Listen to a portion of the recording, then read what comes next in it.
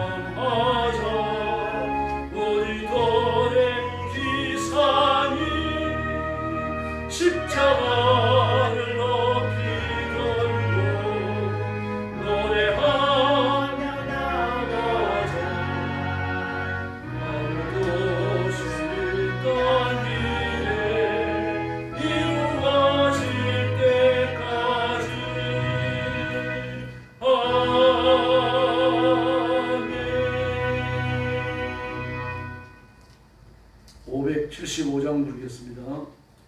575장입니다.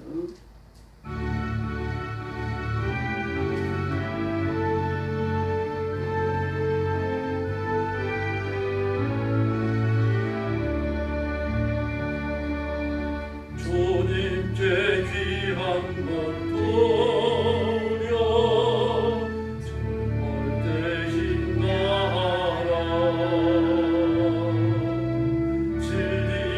싸움을 할 때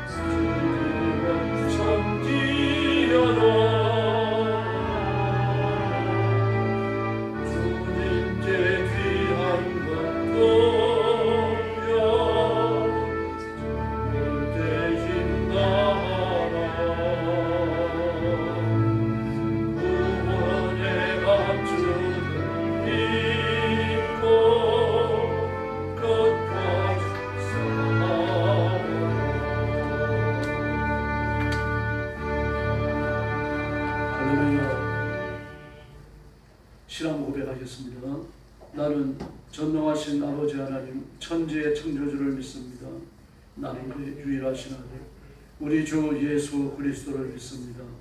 그는 성령으로 잉태되어 동정녀 마리아를 예선하시고 본디오 빌라도에게 고난을 받아 십자가에 못 박혀 죽으시고 장사된 지 사흘 만에 죽은 자 가운데서 다시 살아나셨으며 하늘에 오르시어 전능하신 아버지 하나님 우편에 앉아 계시다가 거기로부터 살아있는 자와 죽은 자를 심판하러 오십니다.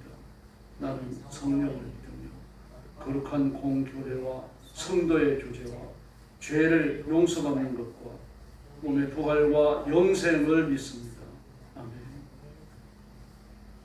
사랑의 아버지 감사합니다. 영원한 저주와 심판과 흉벌에 빠진 저희들을 하나님의 사랑으로 부르시고 그리스도의 보혈로 씻겨 하나님의 자녀를 삼으신 그恩寵을 감사합니다. 한없이 연약하고 한없이 부족하나 저희를 의롭고 긍휼히 여기셔서 하나님의 일을 하게 하시며 하나님 앞에 예배하게 하시며 하나님을 공경하며 존경하며 전파하는 일에 힘쓰도록 복 주셨으니 감사합니다. 오늘도 주 앞에 머리 숙여 하나님 앞에 경배를 올립니다.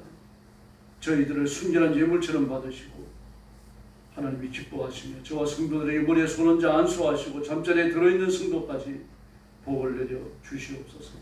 오늘도 땅끝까지 이르러 복음 전하는 선교사님들과 주의 종들과 성도들을 기억하시고 재난과 고통과 전쟁과 테러와 생명의 위협을 받는 억압된 환경 속에 있사오니 눈동자처럼 지키시며 하늘의 기적을 허락하시고 하나님의 권능을 한없이 베풀어 주시옵소서. 오늘 아침도 말씀을 나누며 하나님의 거룩한 임재를 저희들이 새롭게 체험하기 원합니다. 큰 복을 내려주시기 원하고 예수님의 이름으로 간절히 기도 올리옵나이다. 아멘. 하나님 말씀 봉독하겠습니다. 민수기 15장입니다.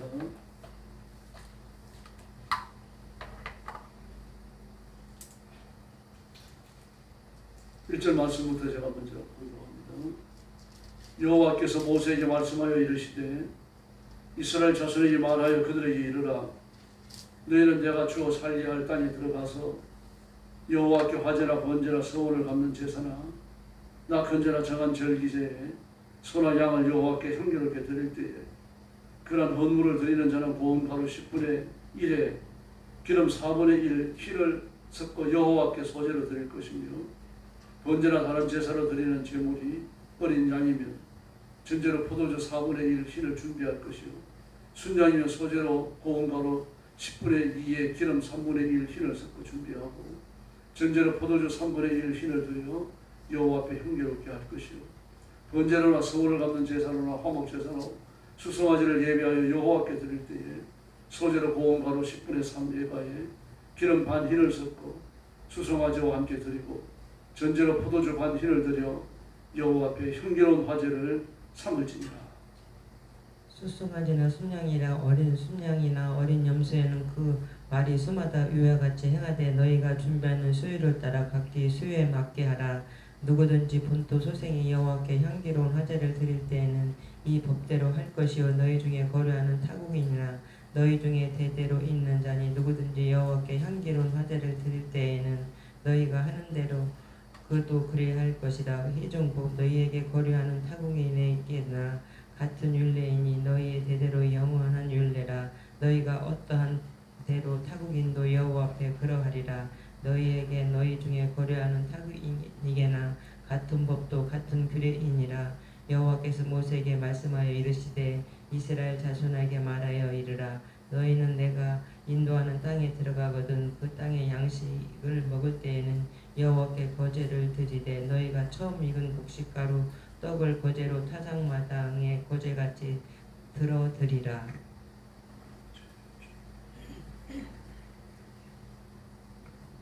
너희의 처음 익은 곡식 가루떡을 대대의 여호와께 거제로 드릴지니라.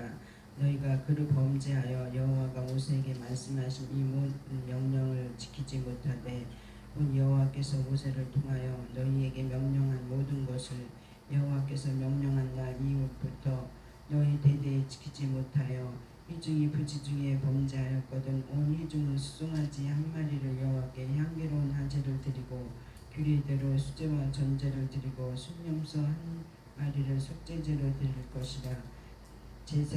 제사장이 이스라엘 자손의 온 회중을 위하여 속죄하면 그들이 사함을 받으리니 이는 그가 부지중에 범죄함이며 또 부지중에 범죄함으로 말미암아 헌물 곧 화제와 속죄제를 여호와께 드렸음이니라.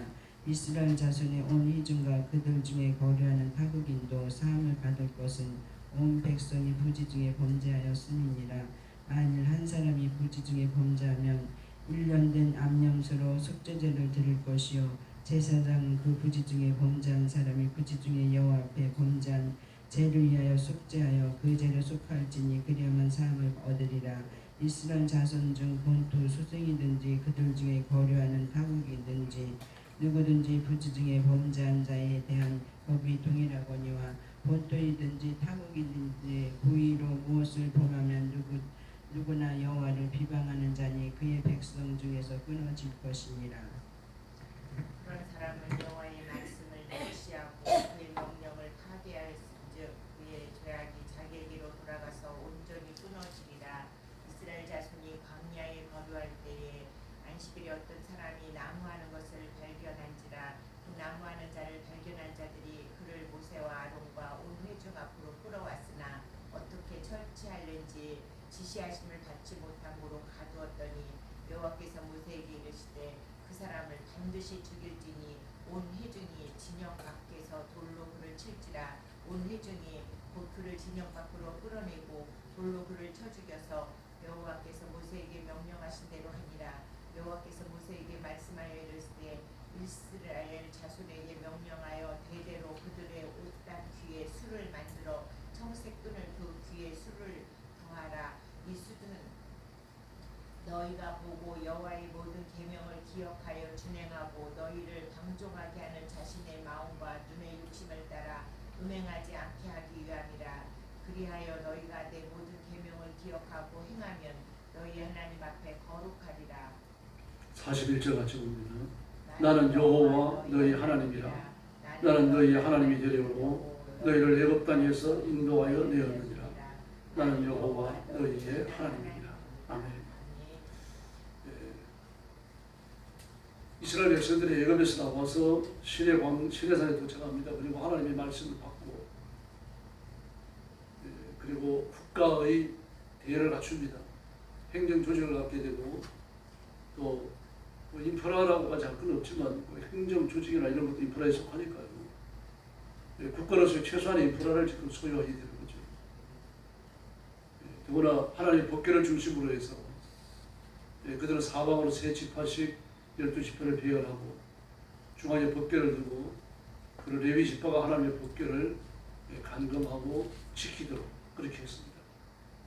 이런 일들이 이루어지는 과정에서 초입에 이 모든 거룩한 결단과 거룩한 조직을 갖추는 국가로서 거룩한 국가로서 하나님이 다스리시는 신정국가로죠. 순정국가죠. 신정국가로서의 세상에 다시 없는 그런 신령한 정책 인프라를 갖추는 그 과정에 마귀가 강력하게 간섭을 하죠. 그래서 금송아지를 만들어 놓고 여호와라고 부르면서 온갖 오만을 다 떨고 들어 범죄를 합니다. 그리고 그 자리에서 하나님의 형벌이 임하고 많은 사람들이 죽습니다. 이런 일들을 다 수습하고 하나님의 성막을 다 제작을 하기까지 마칩니다. 그런 다음에 이제 그들이 시내산을 출발하는데 그때까지 걸린 시간이 1년은 2개월 정도 됩니다. 그러므로 출발부터 반역이었죠. 출발부터. 그런 하나님께서 이 모든 걸 다 인내하십니다. 더구나 시내산 금송아지 반역 때 하나님이 몹시 서운해하시고 분노하십니다. 내가 이 백성을 다 죽이고 모세 너로 신령한 백성을 다시 일으키겠다. 이렇게 말씀하실 정도로. 그러나 모세는 생명을 걸고 중보하며 기도했고 그 백성들이 하나님 앞에 새로운 영적인 소생의 기회를 얻도록 길을 여옵니다. 중보자의 길입니다. 예수님이 십자가를 지셨던 그때의 영적인 상황을 그래서 이런 식으로 설명을 해놓은 겁니다. 그리고 출발해서도 마찬가지입니다. 출발해서 그 이스라엘 백성이 여러 군데 들리죠. 보면은 부월도 나오고 시딘 광야, 미디안 광야, 디베레 광야 쭉 나옵니다. 이게 전부 다 시내 광야 안에 다 있는데 시내 광야가 숲바다만 하는 게 아니라 좀 크잖아요. 그러니까 이 지역이 어디에 붙은지에 따라 가지고 그 지역을 다른 이름으로 부르는 거거든요. 크게 보면은 전부 시내 광야예요. 우리 서울이라 그러더라도 뭐 동도 있고 그렇잖아요. 구도 있고 동도 있고 이름이 각각 다 다르죠. 똑같습니다. 그 디베레아 광야에서 그들이 하나님 앞에 또 범죄하잖아요. 무엇 때문에 불평을 했는지 정확한 불평은 없습니다. 정확한 내용은 없습니다. 어쨌든 불평을 했어요. 하나님을 또 격동시킵니다. 그냥 격동하시는 게 아니죠. 하나님의 본성, 하나님 되심을 부인을 하고 거기에 도전하고 대항하는 겁니다. 여호와 이름을 망령되이 일컫지 말라 그랬죠. 그게 해당되는 거예요. 오늘 본문에도 나옵니다. 그리고 30절에 보니까 본국인이든 타국인이든 고의로 무엇을 범하면 고의로 무엇을, 그 무엇이 뭡니까? 그리고 그 다음에 그 설명되고 있죠. 여호와를 비방하는 자 이렇게 말합니다. 고의로 여호와를 비방하는 자. 이게 불평해서 안 된다는 거 알아요. 그러면서 그들이 불평을 해대는 겁니다. 고의성입니다. 이 범죄는 소생의 길이 없죠. 오늘 본문도 마찬가지입니다. 그 제사법이 나오는데 제사법은 24절 보니까 부지중이에요. 회중이 부지중이에요. 뭐라고 짓는 죄잖아요. 또 27절에 보니까 한 사람이 부지중이에요. 또 29절에 보니까 타국인이 부지중이에요. 그렇게 말하고 있어요. 부지중에 짓는 죄는 전부 다 제사법이 있습니다. 오늘 부지중에 짓는 죄의 제사법을 자세히 말했죠. 회중이 부지중에 죄를 지었을 경우에 순전수를 갖고 나오고 한 사람이 부지중에 죄를 지었으면 암염수를 갖고 나옵니다. 그 타국인도 여기에 준한 용서의 길이 열렸어요. 그러나 알면서요. 고의로 여호와를 비방했을 경우 끊어지는 여호와를 비방하는 말이 너희에게 들리거든. 그를 데려다가 광장에서 돌로 쳐 죽이고 그 뭐 소리를 들은 사람도 하나님 앞에 속죄 제사를 드려야 됩니다. 고의적으로 짓는 죄, 고의적인 비방과 원망과 불평이 이게 큰 죄예요. 그 죄를 저질렀어요. 근데 집 끝에서 경부도 없잖아요. 그때는요. 경부도 없이 집 끝에서 불이 바로 솟아올랐거든요. 그럼 얼마나 죽었는지 모르고. 그리고 모세가 하나님 앞에 엎드려 기도하니까 용서해 주시고. 그 다음에 또 불평이죠. 불평의 내용이 뭡니까? 고기를 못 먹는다는 거 아니에요. 근데 그 불평 역시 무엇에 근거하는 겁니까? 하나님을 비방하는 거죠. 하나님의 하나님 되심. 나중에 이런 불평들을 하나님이 충분히 이렇게 설명을 하시고 그걸 싸모아가지고 뭐라 그러십니까? 나를 10번이나 시험했다라고. 10번이나 시험했다. 고의적인 비방이에요. 그래서 반역인 겁니다. 이 뭐라고 했으면 부지중에 했으면 반역이 아닙니다. 회복되고 속죄할 수 있는 길이 열려 있어요. 그러나 고의적이기 때문에요. 그 반역에 해당되는 거고 그것은 심판으로 끝나는 겁니다. 그래서 그 메추라기를 주셨어요. 하나님. 고기를 주셨습니다. 그 300만에 되는 사람들이 말입니다. 푸지에 고기를 먹었는데 전부 다 그 상상할 수 없을 정도로 많은 고기를 거두어서. 그런데 그걸 먹고 고기가 이 사이에 있을 때 그 먹는 중입니다. 그러니까요. 그때 하나님의 심판이 임하잖아요. 많은 사람이 죽습니다. 이렇게 계속 범죄 연속입니다. 지금. 가데스 바네아에서도 마찬가지죠. 또 미리암도 하나님 앞에서 모세를 대적했죠. 그것도 고의적이에요. 그래서 벌을 내리시는 겁니다. 모든 반역은 고의성을 지니기 때문에 고의성을 지니지 아니하면 부지중에 짓는 죄고 이건 용서입니다. 회개의 길이 있어요. 그러나 고의적인 죄는 반드시 심판이 임합니다. 가데스 바네아도 마찬가지입니다. 그 10명의 정탐꾼들과 300만의 백성들이 모여가지고 하나님 앞에 막 처절하게 대들고 말하는 몸부림을 치고 생명을 걸고 저항을 하잖아요. 어떻게 그럴 수가 있습니까? 생명을 걸고 순종해도 모자랄 판인데 그게 고의성을 가지고 있거든요. 그래서 하나님께 무섭게 진노하십니다. 그리고 나서 주시는 말씀이 뭡니까? 오늘 15장의 제사에 관한 겁니다. 좀 생뚱맞죠?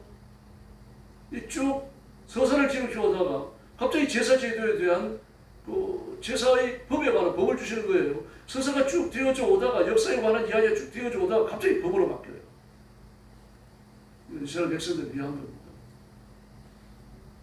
지금 오늘 드리는 이 제사를 광야에서 못 드리는 거예요. 왜 그렇습니까? 전부 다 가루가 나와요. 가루가. 모든 제사의 소재가 첨가돼야 되는데 그 소재의 내용이 사용되는 가루입니다. 가루도 적지 않아요. 4절 말씀에 보니까 하나님 앞에 헌물을 드리는 자는 10분의 1의 기름 4분의 1 흰을 섞어서 고운 가루 10분의 1에 그랬습니다. 10분의 1 에바죠. 10분의 1 해봐요. 2.2리터. 고온 가루 4분의 1 흰이라고 하죠. 4분의 1 흰. 한 흰은 3.8리터입니다. 약 4kg로 잡고요. 밀리터가 1kg니까요. 그러므로 이걸 4분의 1 흰이라고 그랬으니까 1리터니까 1kg 아닙니까? 기름 1kg. 기름 1리터. 적습니다. 상상해 보세요. 그 콩기름 1리터가 얼마나 되는지 보시라고요. 여러분 300만이나 되는 사람들이 제사를 드릴 때마다 들고 나올 수 있어요. 고운 가루와 기름을요. 예전에 다 먹었죠. 그 광야에 나온 지 벌써 뭐 2년 가까이 돼가는데 다 먹고 다 떨어진 거 아닙니까? 그런데 이걸 드리라고 말씀을 하시는 거예요.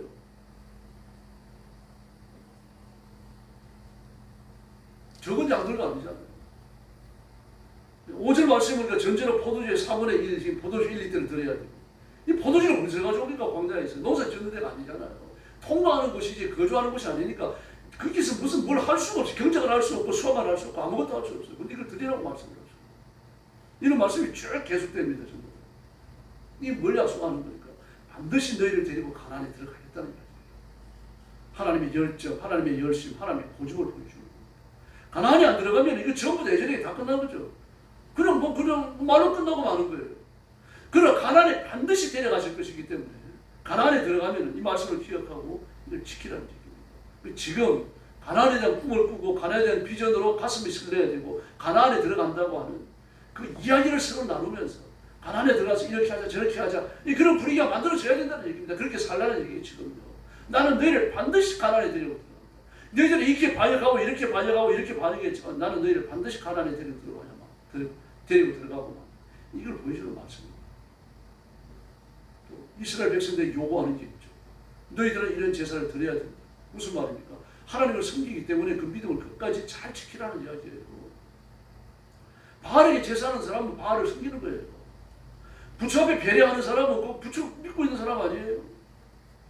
굿하는 사람은요. 그 무단히 섬기고 있는 악한 귀신을, 악한 영을 믿고 있는 거죠. 다시 말해서 예배와 헌신이 뒤따라간다라고 하는 것은요. 그걸 믿고 추종하고 의지한다는 뜻이에요. 하나님 앞에 이걸 드리라라고 하는 이야기는 너희가 나를 믿는 길 외에는 다른 길이 없다는 이야기입니다. 그래서 뭐라고 말씀하셨습니까? 십계명을 주실 때요. 나는 너희를 종되었던 애굽 땅에서 인도하는 여호와다. 너는 나 외에 다른 신을 섬기지 마라. 너를 위하여 우상을 만들지 마라. 하늘에 있는 것이든 땅 위에 있는 것이든 바다 속에 있는 것이든 어떤 것의 형상도 너희를 만들지 말라고 말씀하십니다. 이 다시 말해서 하나님의 형상도 만들어서 안 되는 거예요. 섬기기 위하여.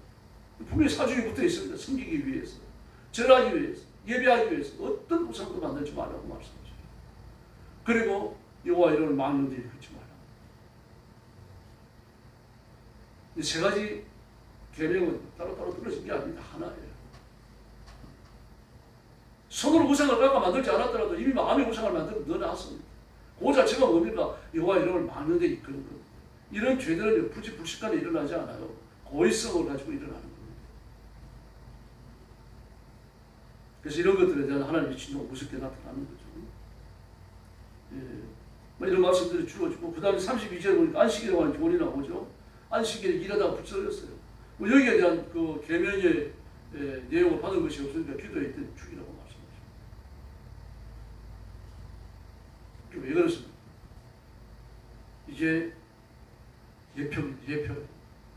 안식일을 거룩하게 지키라고 말씀했잖아요. 노동을 위해서, 너 육신의 이익을 위해서 노동하지 말라고 말씀하셨잖아요.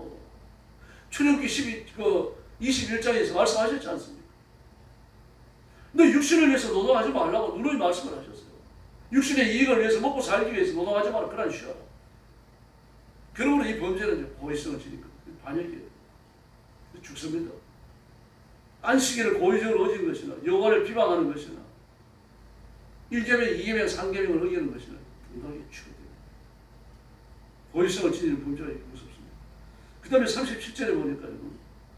옷단 귀에 술을 만들고 청색끈을 그 귀에 술에 더하라라고 말합니다. 청색끈을 그 귀에 술에 더하라. 옷단 끝에 술을 만들고 옷단 끝에 이 실을 이렇게 쭉쭉 잡아 늘려갖고 이렇게 뭘 묶어갖고 놓으라. 그게 청색 그 끈 하나를 더 해 놓으라. 그게 하나님의 성경의 표시가 된다고 말합니다. 다시 말해서 외모적으로 보더라도 저 사람이 하나님을 섬기는지 안 섬기는지 알 수가 없으니까 그걸 보고 하나님을 섬기는 사람인 줄 알도록 그리고 다니라는 얘기예요. 다시 말해서 나 예수 믿습니다 이렇게 써붙이고 다니라는 얘기예요. 그럼 우리는 겉으로 드러나는 걸 하고 다니는 게 아니죠. 신앙의 고백, 하나님 말씀에 복종하는 것, 성경 의를 이루는 것, 예수 믿으라고 권하는 것, 주의를 지키고 성경을 키고 교회 나가고 하나님 예배에 참석하는 것, 이런 걸 통해서 우리는 오수를 지금도 실천하고 있는 겁니다. 그래서 이렇게 40절에 이렇게 내 모든 계명을 기억하고 행하면 너희 하나님 앞에 거룩하리라 라고. 그러므로 우리의 거룩성은 하나님의 말씀을 분명히 알아야 하고 내가 알고 깨닫고 신뢰하는 말씀을 말과 행동 속에 드러내야 합니다. 그때 우리의 삶이 성결해진다라고 이야기합니다. 그래서 하나님의 말씀은 계명은 두 가지 영역을 가집니다. 하나는 지키는 자에게 복이고요, 어기는 자에게 심판입니다. 나는 너희를 애굽다, 좋은 데였던 애굽다의 신판이 여호와다. 너는 나 외에 다른 신을 섬기지 말라. 너를 위해 우상을 만들지 말라. 내 이름을 막는 데에 긋지 말라. 이걸 지키면요 복을 받습니다. 자유선 천대까지. 그러나 이 말씀을 고의적으로 비방하고 어기면요 벌을 받습니다. 3세대에 걸쳐서 저주가 임하고요 다 없어져 버립니다. 피줄까지 다 없어져요. 심은 망하는 거 보십시오. 그러므로 율법은 우리 공로를 드러내기 위해서가 아니라 예수님을 굴복하기 위한 중요한 루트, 길, 원리로 존재하는 겁니다. 갈라디아 3장 24절을 보니까 이같이 율법이 우리를 그리스도께로 인도하는 초등교사가 되어 우리로 하여금 믿음으로 말미암아 의롭다함을 얻게 하려 함이라. 할렐루야. 그러므로 불순종의 경고만 봐서는 안 되고요. 이 말씀을 이렇게 면역을 하니까 이 말씀대로 내가 살아야 되겠다. 말씀대로 삶과 열심을 다해 살아가면 신명기 28장에 나오잖아요. 이 말씀을 따라 살면 열심히 살면 열심히 순종하면 삼가 들으면 그 듣는 데는 삼가 들어야 되고요. 말씀을 순종할 때 열심히 하라고 그랬어요. 그 삼가 듣고 이건 나옵니다만 열심히라는 말은 우리 번역에 생략되어 있습니다. 근데 히브리 성경을 보면 열심히 행하면 그렇게 되어 있어요. 열심히 행하면. 삼가 듣는다는 얘기는 이 하나님께서 뭐라고 말씀하시는가 이런 생각을 가지고서 귀를 쫑긋 세우고 듣는 걸 말하는 겁니다. 우리들은 옛날에 우리가 어머니 아버지가 말씀하실 때 귀담아 들었잖아요. 귀담아 듣는 거예요. 존경하고 존중하고 높이는 마음을 가지고서 경외하는 마음을 가지고서 하나님께서 내게 어떤 말씀을 하실지 이 귀담아 듣는 걸 말하는 겁니다. 그게 삼가 듣는 거죠. 하나님의 말씀을 그렇게 들으면 잊혀지지 않습니다. 개콘 보고 지나가더라도 유행어가 귀에 남는데 삼가 듣는 말씀이 잊혀집니다. 그 다음에 이 말씀을 행할 때 열심히 하라고 말을 합니다. 열심히 하라. 열심히 하라는 말은 뭡니까? 그게 온 마음을 쏟아라는 얘기죠. 바로 말씀을 행할 때에 마음을 100% 쏟지 않으면 하나님께서 부정하실 것입니다. 질투하시는 거죠. 하나님께서. 마음을 하나님께 다 안 드렸기 때문에. 율법 앞에 설 때 이런 것들이 드러나는 겁니다. 그러므로 율법은 법 조항을 말하는 게 아니라 하나님의 말씀 전체를 말합니다. 그 말씀을 부지런히 읽는 길밖에 없는 거죠. 그래서 그리스도인은 순종하고 이 말씀에 의지해서 기도해야 되고 이 말씀의 약속을 붙들고 하나님 앞에 또 부르짖어야 합니다. 이렇게 살 때 하나님 이삭을 형통하게 하시고 아브라함을 이끌어주시고 이스라엘 백성을 저주와 진노와 심판의 땅에서 구해내서 신정 왕국을 건설하게 하시고 오늘날도 하나님을 의지하며 따르는 백성들을 반드시 복주시며 건지시며 일으켜 세우시는 줄로 믿습니다. 지난 과거에 역사하셨던 하나님 오늘도 역사하시는 동일한 하나님이심을 믿고 마음껏 부르짖고 기도하고 하나님의 새 능력과 권능을 체험하는 축복의 시간이 되기를 예수님의 이름으로 축원합니다. 기도하겠습니다. 자비하신 아버지 감사합니다. 우리가 육신을 갖고 살기 때문에 세상의 유혹에 때로는 넘어질 때가 있습니다. 알면서 범죄할 때도 있습니다. 저희들을 용서해 주시고 결심하고 더러운 죄로 다시는 돌아가지 않도록 은혜를 베풀어 주시옵소서. 걔가 토하였던 것에 돌아가고 돼지가 모여 그에 다시 더러운 데 눕는 것처럼 우리는 그런 일을 행하지 않게 하시고 뒷문 열고 나가서 딴짓하지 않게 해주시고 오직 예수님만 바라보고 십자가만 의지하고 예수 그리스도의 신부로 자신을 쳐서 성결케 예비하고 준비하고 지켜내는 깨어있는 성도들 되게 하여 주시옵소서. 오늘 새벽도 기도의 응답을 사모하고 하나님의 임재를 사모하고 새로운 깨달음을 사모하는 마음으로 나왔습니다. 이 거룩한 마음, 사모하는 마음을 충만하게 채워주시고 하나님의 은혜가 풍족히 임하는 축복의 새벽이 되게 하여 주옵소서. 온 세계가 전쟁과 테러와 포정과 그리고 태풍, 홍수로 말미암아 몸살을 앓고 있습니다. 자비를 베풀어 주시옵소서. 우리 대한민국이 하나님 말씀 앞에 복종하여 세상에 우뚝서는 모범적인 국가, 모범적인 민족이 되게 해주시고 우리가 가진 영적인 유산을 온 세계에 퍼뜨리는 자랑스러운 백성들이 되도록 우리 한국 교회와 한국 그리스도인들과 이 민족 위에 은혜를 더하여 주시옵소서. 우리 교회와 성도들을 주님 앞에 맡깁니다. 하나님의 가슴에 품으시고 복내려 주시며 성장하게 하시고 날마다 새로워지게 하시고 하나님의 복으로 충족함을 누리게 하여 주시옵소서. 오늘 새벽부터 기도의 새 능력 주시기 원하옵고 예수님의 이름으로 간절히 기도 올리옵나이다. 아멘. 주님 가르친 기도 드리겠습니다. 하늘에 계신 우리 아버지의 이름을 거룩하게 하시며 아버지의 나라가 오게 하시며 아버지의 뜻이 하늘에서와 같이 땅에서도 이루어지게 하소서. 오늘 우리에게 일용할 양식을 주시고 우리가 우리에게 잘못한 사람을 용서하여 준 것 같이 우리 죄를 용서하여 주시고 우리를 시험에 빠지지 않게 하시고 악에서 구하소서. 나라와 권능과 영광이 영원히 아버지의 것입니다. 아멘. 같이 기도하겠습니다. 전리하신 아버지 감사합니다. 오늘 경배와 찬양을 바치며 하나님 앞에 영광을 돌리게 하시니 감사합니다. 이 시간 주의